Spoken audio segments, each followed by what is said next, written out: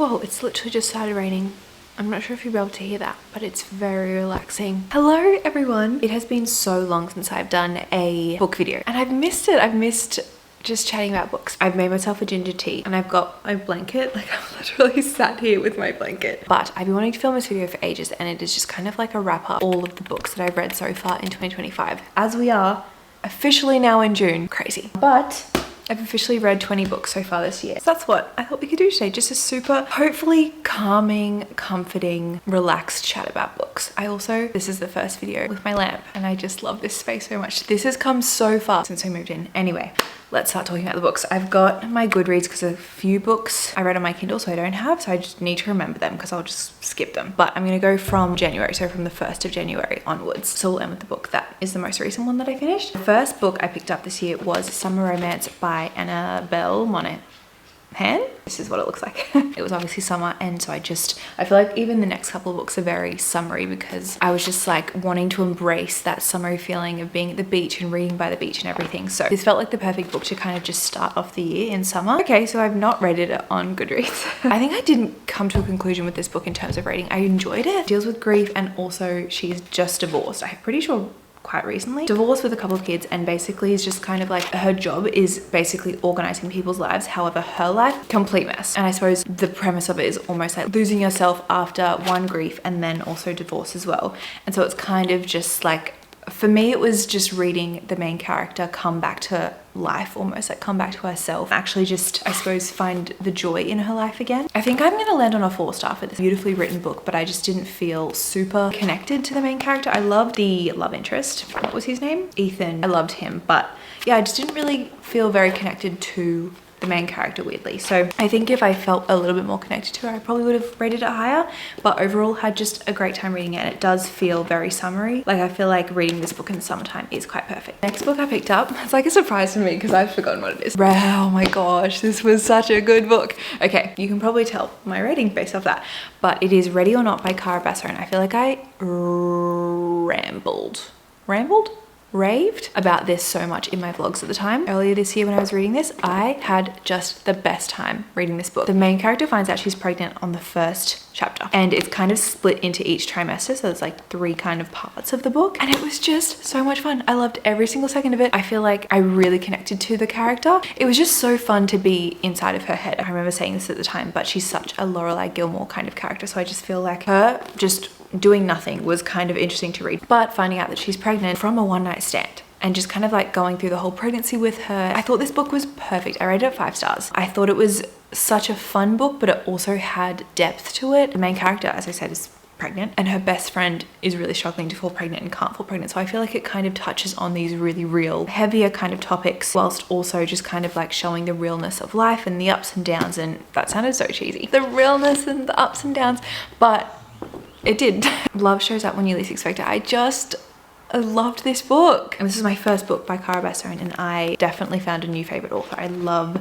the way she writes. Next book is Marriage for One by Ella Mace. As cheesy as it sounds, as it is my wedding year this year, and I'm getting married, obviously. I was like, oh, I need to read it this year. I really said January, let's go. Speaking of, I don't have my rings on. I always forget to put them on. Let me check my rating of this book because I've forgotten. I know it wasn't a 5-star. Okay, I rated it 4 stars. I really did enjoy this one. Really what brought it down for me is that I felt like it dragged a little bit. It just was a little bit long. Like it's a romance book and it's 500 pages, which I just feel like I was like, okay. Marriage of convenience. I feel like I've heard people throw that around where they don't know each other and then they get married to kind of benefit the both of them in different ways. The guy is like very businessy. He's a lawyer. He basically floats the idea with her for them to get married because I'm pretty sure it was like her uncle died or something. In the will it was saying something along the lines of she can only own this cafe if she's married. And so Jack, the lawyer, obviously because he's dealing with the will, was like, we can get married. This looks good for me because I need to be like a family man to move up the ladder in my work, and then also you get your cafe. And so she's like, no, okay. Dual perspective, so it's going kind of back and forth, and we're kind of alluded to the fact that there's a reason more than just kind of like what he initially tells her as to why he wanted to get married. I remember feeling disappointed by the reason, and I think maybe that, along with the fact that maybe I felt it was a little bit long, dropped it down. But I also did have a really good time, so I feel like a 4 star is just like a very much like I would recommend this book. I did really thoroughly enjoyed reading it. I remember just being like, that's the reason. And I don't know, you know how some books are unrealistic, but you don't care because you're like, it's just a great book and I'm just having such a great time. And then there's other books where I'm like, this is so unrealistic, and I'm realizing it. Like, I'm in my head being like, this is a little cringe. He was a billionaire, which I really enjoyed though. And it was set in New York. She moved into his apartment and it overlooked Central Park. And I was like, okay, well, I'd marry him too. You know what I'm saying? Next. Whoa. This feels like forever ago. Onyx Storm. I think I landed on a 4-star for this one too. I remember I filmed a reading vlog and I was like, okay, I didn't rate it. And my review was question mark, question mark, question mark, question mark, question mark. Yep.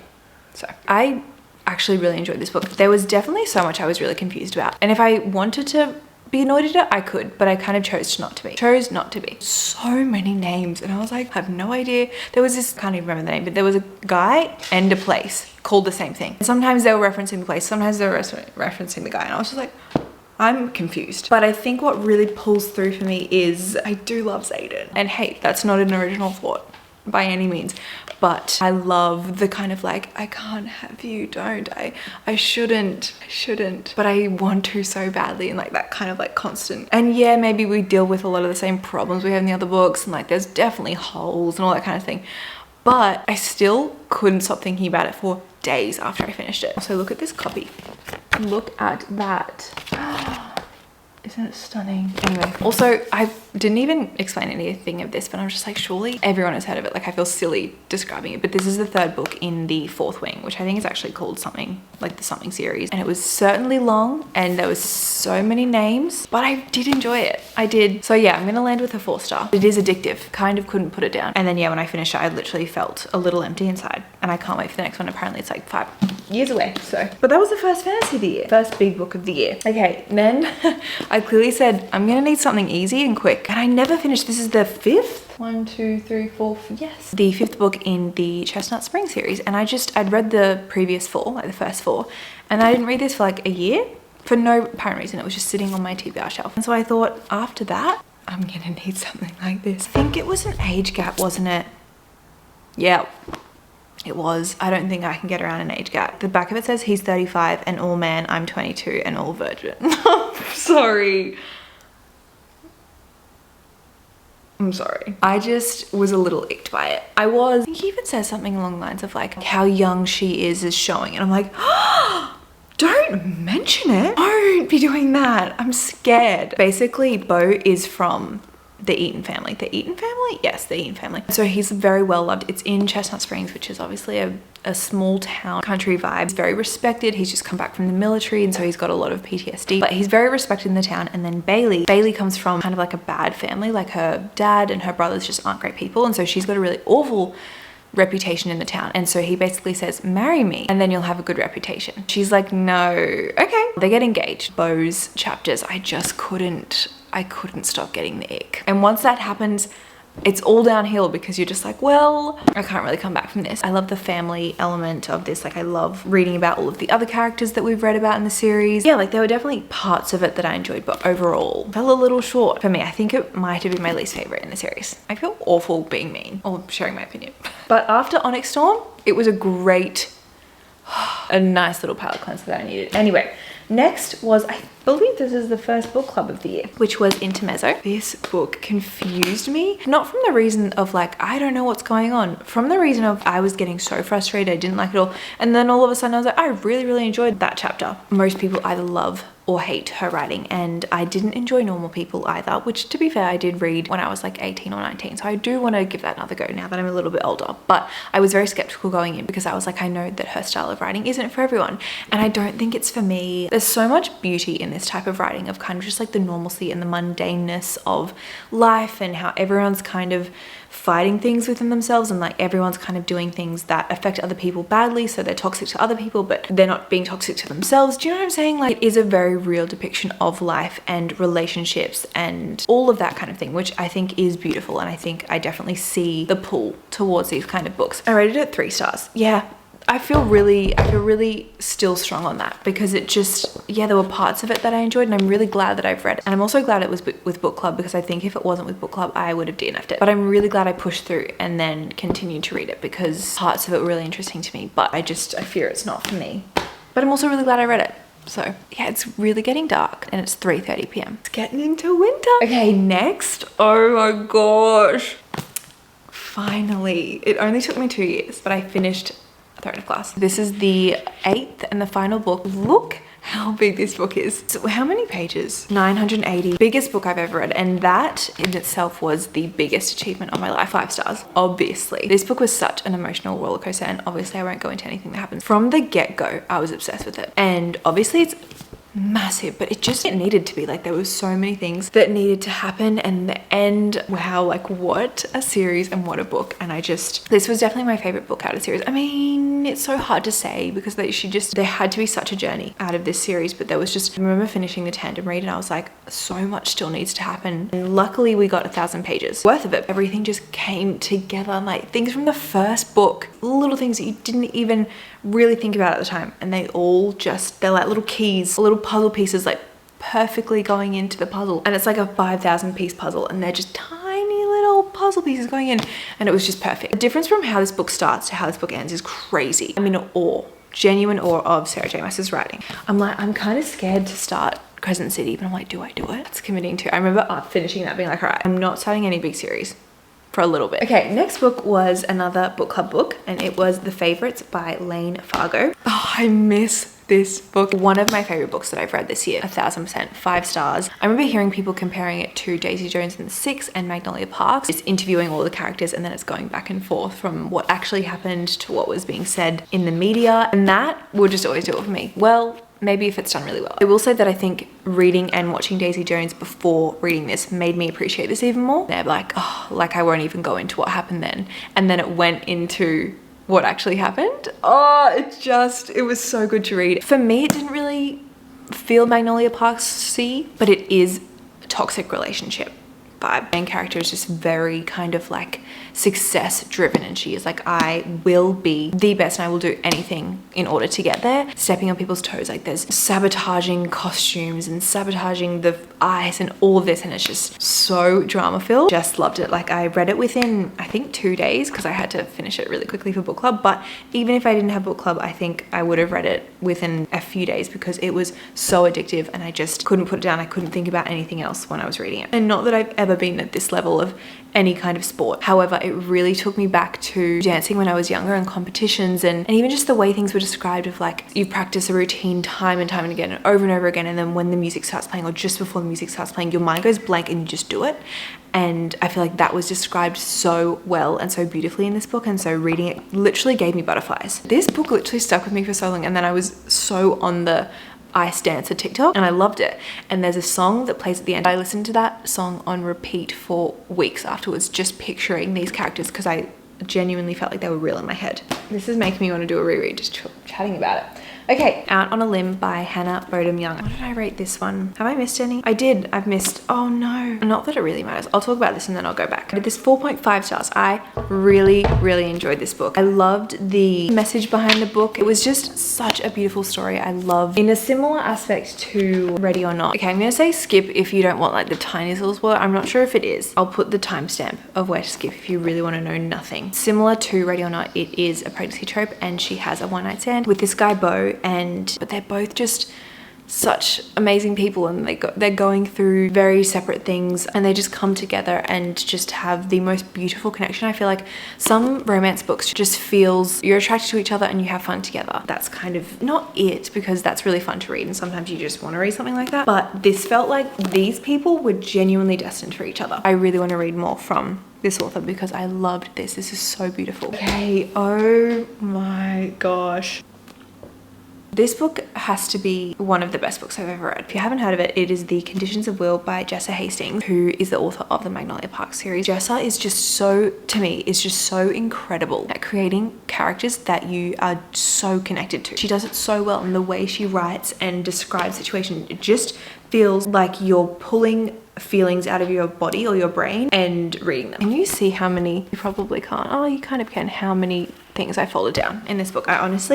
I would love to reread this book, but I need to go through and find, because I didn't underline, I just folded down being like, oh, I want to come back to that. I just feel like this book is genius to me. From the writing to the characters to the storyline, it felt very different. Like I've never read anything like it. It's about this girl and she lives in London but grew up in a very, very conservative family in the US and has to go back for a funeral. And the things that unfurl, secrets that come out, the things that have been held in for so long, family trauma and the emotional turmoil of it all. This is one of those things that's like you wake up and someone's like, I'm so sorry you've lost all your memories, and you go, actually that's the best because then I get to read this again for the first time. The main character, probably one of my favorite main characters that I've read in, I'm not sure what you would call this either, like is it a fiction, romance fiction? It felt like there was just so much more to the romance, but the romance was incredible. The love interest, I love him, and his name is Sam. If there's one thing Jessica can do, it is write a man that I will fold for. The main character also studies or had studied psychology. I think it was psychology. It was something to do with the brain and how it works and how to read people, and so she is incredible at reading people, and that alone was so interesting to read about. It also just made me so much more aware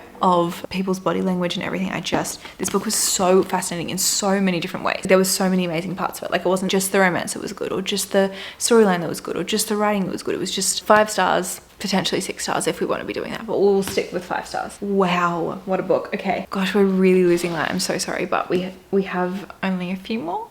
Oh my gosh, the books I forgot to talk about. Wildside by Elsie Silver, the 3rd book in the Rose Hill series, and I would say overall I have enjoyed the Rose Hill books to the Chestnut Springs. I remember I feel like because I don't have the book to talk about, I'm like, I can't remember a thing of it, but I gave it 4 stars and I just remember having an overall great time and just a really interesting storyline. The main girl, I'm so unsure of what is a spoiler and what is not. It's the kind of premise of the whole book, but the main girl loses her sister and her sister has a child, and so she was like, obviously I'm looking after this child now, but in the will it says that this random guy who was the sister's landlord is now the guardian of this baby, and she's like, sorry. And also she's kind of had a bad experience with him when they first met, and so she does not like him. Like she is not a fan of this guy, and so she's also like, okay, I don't like him, and he's also manipulated my sister. But it's a dual perspective and it goes back and forth, and so it's kind of like both of them trying to navigate that. I think having the child involved just kind of made it a lot more deeper, and kind of like obviously gave them just such a reason to have to be in like a forced proximity. He's got this crazy job that's kind of like hidden for a bit, so he has to go away and then come back, and I just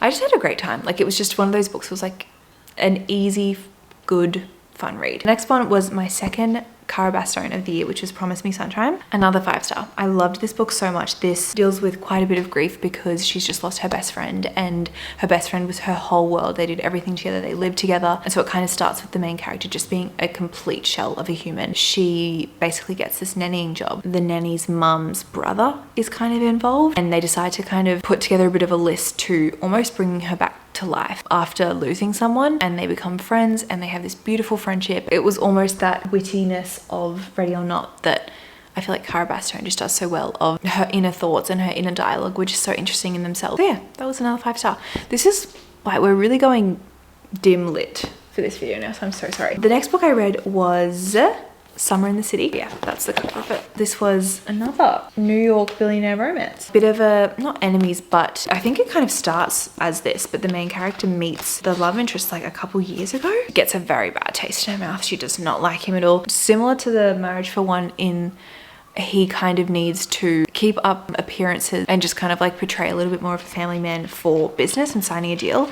And then, oh, yes, okay, so she's got massive writer's block. I think they kind of strike up a bit of a deal that's like, we'll help each other. I'll help you get out of your writer's block, because she realizes that he's the only thing that's kind of like helping her write. Make a deal to spend the summer together in the city. Under 300 pages, which I really back for a fun little romance book. I think I gave it a 3.75. Yeah, 3.5. The main character I didn't really connect with and found a little bit frustrating at times, which is just a me thing. Just kind of made me enjoy it a little bit less. And it's also maybe one of those things that I was talking about earlier, of like unrealistic things that sometimes don't matter and sometimes they do, and it just kind of mattered for me. But I also had a great time, and I would recommend it as just like an easy summer in New York. This is how many books we have left, so I'm gonna try and speed through it because the sun is quickly setting. The next book was The Ex Vows, which is by Jessica Joyce. It is 2 exes and then their mutual best friend, so they kind of grew up as like a 3. Their mutual friend is getting married. Pretty sure most of the book is set across the week just before the wedding, because so many things go wrong, and so they have to kind of work together, put their differences aside and work together to bring this wedding together for their best friend. And there's a lot unspoken here because they kind of broke up, not really because they fell out of love, but just because their lives didn't go together anymore and they just weren't working. I rated this one, I'm pretty sure, a 4.5.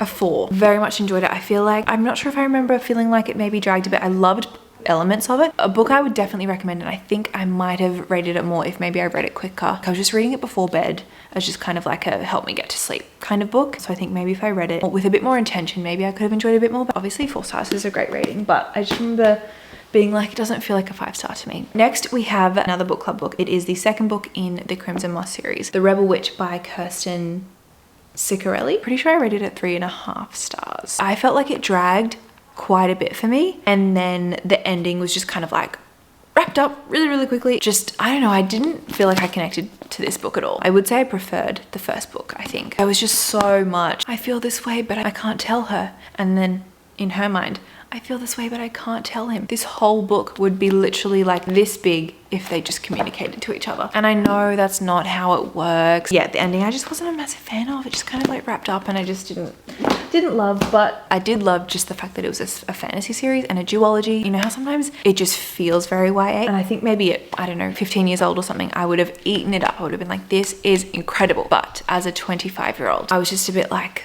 this feels a bit too young. Next book was the third book in, I've got no idea what this series is called, Rebel Blue, and it is Lost and Lassoed by Lila Sage. I'm gonna be honest, I don't remember much from this book. I think I enjoyed this book. Okay, I've given it 3 stars. I think with this whole series, the Rebel Blue series, I think I've rated most of them about 3 stars. They're books that are quick, easy, light-hearted, such a good before bed book. Like, I don't have to think about this. It is about Gus, and he has a child, and then Teddy Anderson, who they hate each other. They have grown up just hating each other, so it's very much an enemies to lovers situation, but she ends up nannying for him. It's just kind of like them realizing that they hated each other for no real apparent reason. So yeah, the 3 stars just feels like a great, like, yeah, it was exactly what I needed at the time, which was a fun, quick, easy to read before bed book. Small town romance, you know? It's just a comforting series. Like, I love the family. Okay, oh my gosh, we've got 4 books. Nothing Like the Movies by Lynn Painter, which is the second book after Better Than the Movies. This is Nothing Like the Movies, and this is set after, obviously, Better Than the Movies, and it is them in college. We start this book with them not being together, which obviously we finished Better Than the Movies with them being together, and so it's been, I don't know, maybe a couple of years since high school and they're in college. Why did I end up rating this? Because I had a great time reading it. 4.5, yeah, I really enjoyed this book, and this is one of those books, because I'm not sure if this is a YA book or not. I'm pretty sure the first one was, and I'm assuming this one is too, but it didn't feel too YA-y. I just really thoroughly enjoyed it. I think maybe sometimes when you get a dual POV, I don't know, you know when you read a book and it's from a guy's perspective, it's so clearly written by a woman, and I'm not saying that this book did that, but sometimes I think I prefer guessing what the guy is thinking rather than hearing it, if that makes sense. But I really love Wes. I really love Liz. Just had a really overall good time reading this book. I highly recommend this series in general. I think I preferred this one to Better Than the Movies. I feel like this one was just, maybe it was just because they were a bit older and in college, and I thoroughly enjoyed it. Next we have Fearless, which is the third book, I suppose, with the little novella, the 4th book in the Powerless fantasy series, which I'm assuming most of you have read, but maybe not. My thoughts on the series is I loved Powerless. This is Fearless. What was the next one? Reckless, I was like, yeah, I enjoyed. Fearless, I'm gonna put it in 2nd place. I preferred it more than Reckless, but not as much as Powerless. Quite a lengthy book. I rated it 4 stars. Again, I won't really go into what happens in this book because it'll spoil the rest of the series, but it's kind of like it's all coming to a close in this book, and Reckless ends with quite a jaw drop, if you could say. So this really starts off as that. I feel like maybe I would have enjoyed this a bit more if it was shorter. I feel like maybe it dragged a little bit. New perspective introduced, and I really enjoyed that. I've got a little guest. Hello. He wants to go on a walk. From the 50 to 60% mark, I really enjoyed it. Wow, we're getting quite the stack. All right, we have 2 books left, everyone. The next book is, which we haven't had book club yet at this point, so if anyone from my book club is watching this is your time to click off. Lang, I'm looking at you. Deep Cuts by Holly Brickley. Before reading it, I had heard people kind of comparing it to The Favourites and Daisy Jones. It's very much about music set in the 2000s. There was like one song out of all of these songs that were talked about that I knew, and I loved hearing about that, but there was just so many songs I had no idea about, and I feel like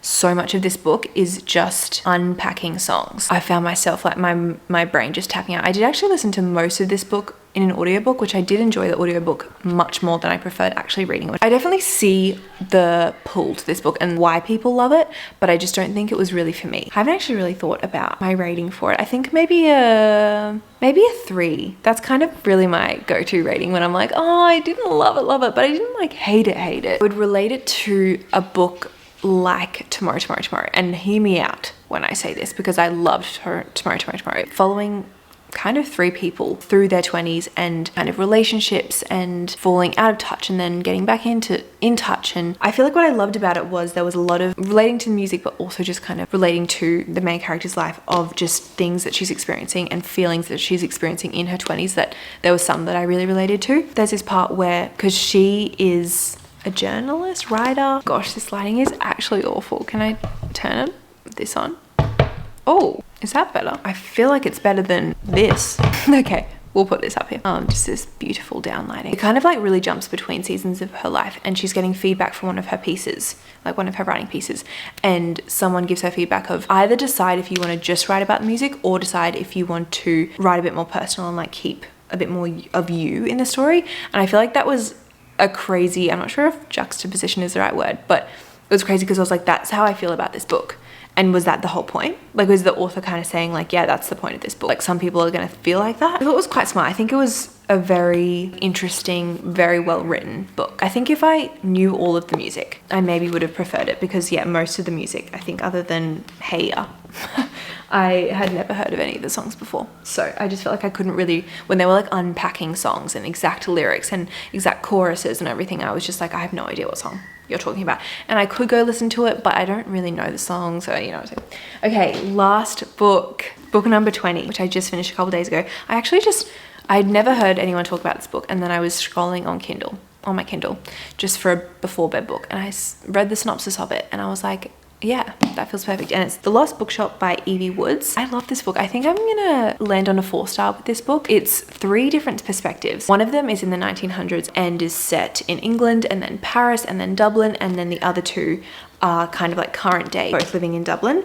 And firstly, just I loved reading about, there's bits set in London back in like the 1920s and 30s and 40s, even during the war. So yeah, we were in London, and then we were in Paris, and then Dublin, and I loved reading about that. The way that Deep Cuts was a music lover, I feel like this is a book lover. The magic of books, I feel like, was very much depicted in this book. I loved the flashing back and forth of current day and then the other character in the past, and how it all kind of tied together in the end. I thought was just really fun. I just had a really, really great time reading this. I felt like it went really quickly, and yeah, it was so fascinating, I think, because we had such different characters. I really, really enjoyed this book, and I'm so glad that I was just, yeah, scrolling on my Kindle and found it. There we are. We have literally gone from day to night whilst I've been recording this, so I don't know how long this video is going to be, because I was like, oh, I'm just gonna try and be short and concise, because I've got so many books to talk about, and now it's dark. I really, really hope you've enjoyed watching this video, and honestly, it's made me not think about how unwell I feel, so I'm really grateful